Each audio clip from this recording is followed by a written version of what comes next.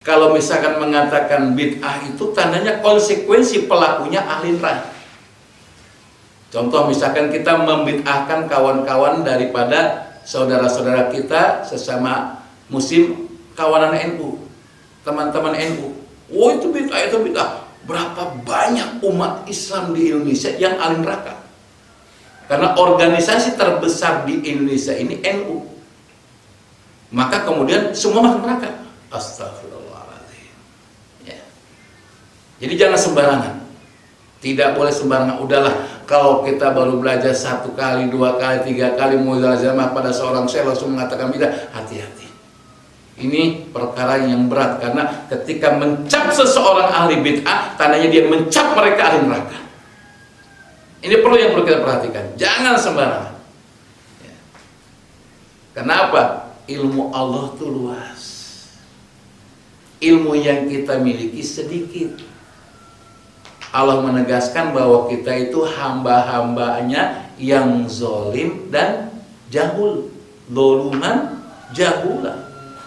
Kita suka menzolimi. Minimal menzolimi diri kita. Bahkan naudzubillah kalau sampai menzolimi orang lain. Terus ya Allah mengatakan kita jahulah, bodoh. Terbatas ilmu kita nggak punya ilmu yang luas. Kalau dikatakan oleh para ulama dalam penjelasannya adalah bahwa ilmu kita itu sedikit. Ilmu Allah itu seperti lautan. Sedangkan ilmu kita lah ketika tangan kita masukkan ke dalam air di lautan tersebut, yang kita angkat itu ilmu kita. Maka ada perkara-perkara yang mungkin sekarang kita belum memahami, tapi nanti pada suatu masa akan kita pahami. Hati-hati, jangan sembarangan mengatakan bid'ah. Memang perkara bid'ah ada perkara yang mazmumah, perkara yang tercela. Tetapi tidak sembarangan orang yang bisa mengatakan bahwa ini adalah bid'ah, ini bid'ah, ini bid'ah, bentar-bentar bid'ah. Karena memang terjadi ikhtilaf di antara para ulama. Ada yang mengatakan, udah pokoknya kalau bid'ah, kullu bid'atin dolalah, selesai. Dan setiap yang dolak finnar, selesai. Luar biasa.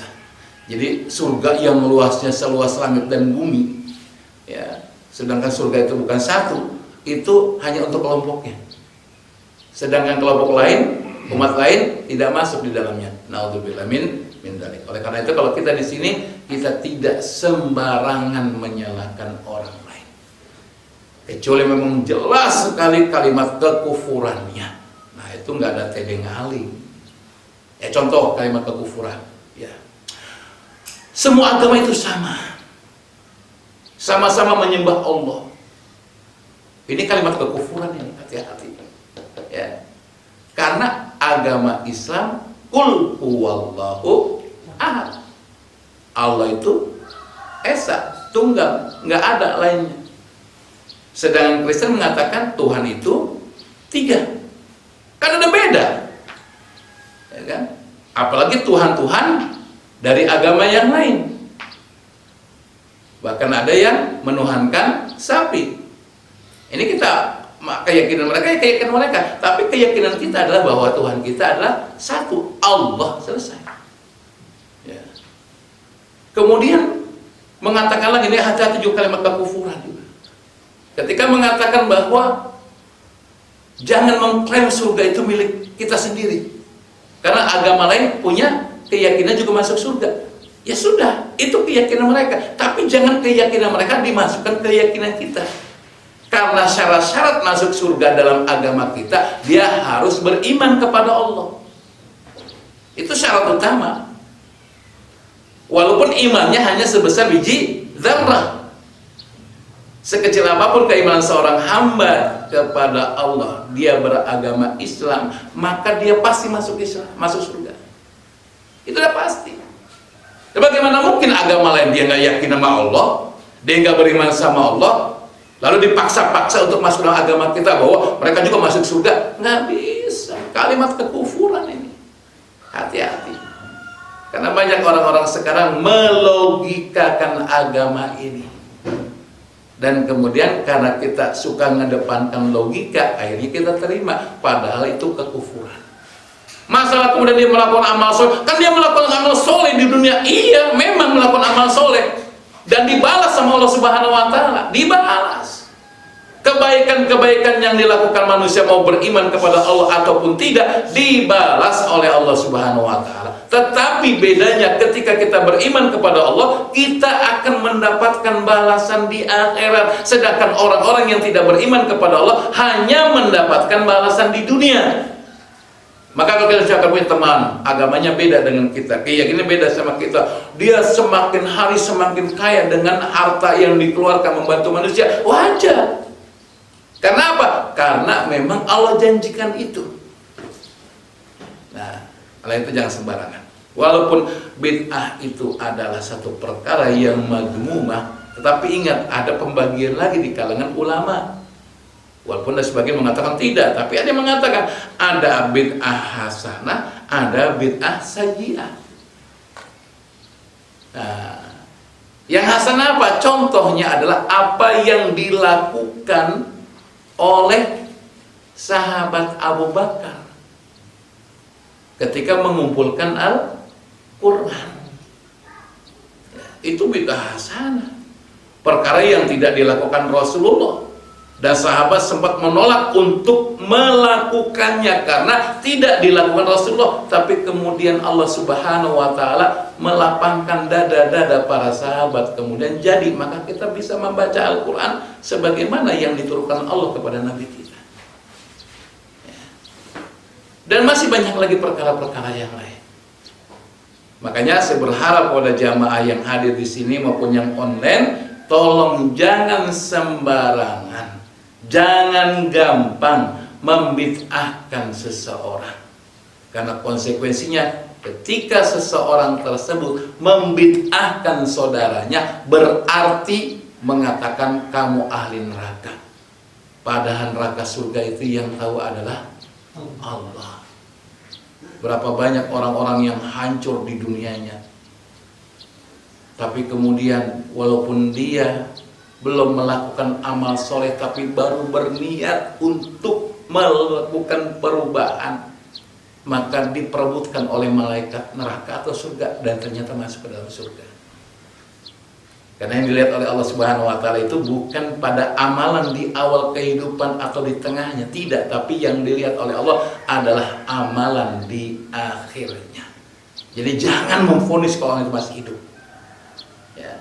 Lihat nanti di akhir kehidupan, apakah dia sudah termasuk orang-orang yang dikatakan husnul khatimah. Nah, ini tanda-tandanya banyak. Ada satu buku kecil membahas tentang tanda-tanda husnul khatimah. Masalah muslimin rahimakumullah.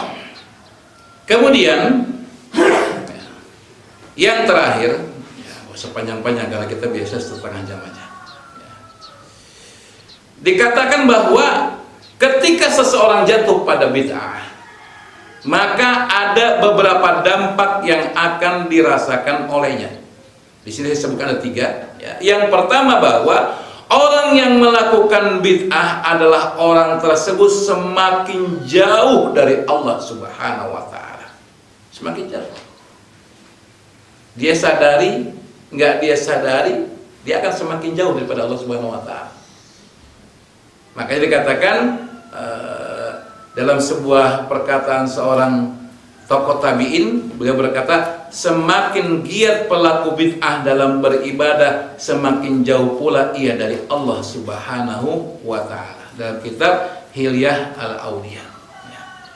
Jadi memang semakin jauh. Karena apa? Tidak sesuai dengan tuntunan Nabi kita. Ya. Contohnya misalkan orang-orang Khawarij. Ya, di zaman Rasulullah sudah dikatakan bahwa nanti akan lahir dari laki-laki ini. Jadi ketika itu langsung diprotes oleh seorang laki-laki tentang keadilan Rasulullah. Kata Rasul, ini dia, orang ini kan lahir generasi yang mereka adalah termasuk generasi yang disebut dengan Khawarij. Ibadahnya luar biasa. Saya yakin bapak-bapak pasti nggak bisa nyanyi mereka, karena disebutkan, Masya Allah, baca Qurannya banyak sekali, bukan banyak lagi, banyak sekali, saking banyaknya. Qiyamul lailnya luar biasa. Pokoknya dalam masalah ubudiyah kalah kita. Tapi dia baca Quran hanya sampai kerongkongan saja, nggak sampai ke hati. Makanya gampang menyalahkan orang lain. Udah jelas bahwa Ali bin Abi Thalib adalah seorang sahabat utama. Oh, dicaci maki habis. Bahkan dibikin program untuk membunuh Ali bin Abi Thalib. Padahal mereka adalah orang-orang yang pertama kali dukung Ali. Kemudian mereka melakukan pemberontakan. Maka dikatakan kharaj, dari kata kharaja, keluar. Naudzubillah. Maka dia akan semakin jauh dari Allah Subhanahu wa taala. Yang kedua adalah bahwa pelaku bid'ah tidak akan minum dari telaga Nabi Muhammad sallallahu alaihi wasallam. Ya, padahal umat-umatnya akan merasakan ini. Maka dikatakan dalam sebuah hadis, aku akan mendahului kalian di al-haud, yaitu telaga. Dinampakkan di hadapan beberapa orang di antara kalian. Ketika aku akan mengambilnya minuman untuk mereka dari al-haud, mereka dijauhkan dariku.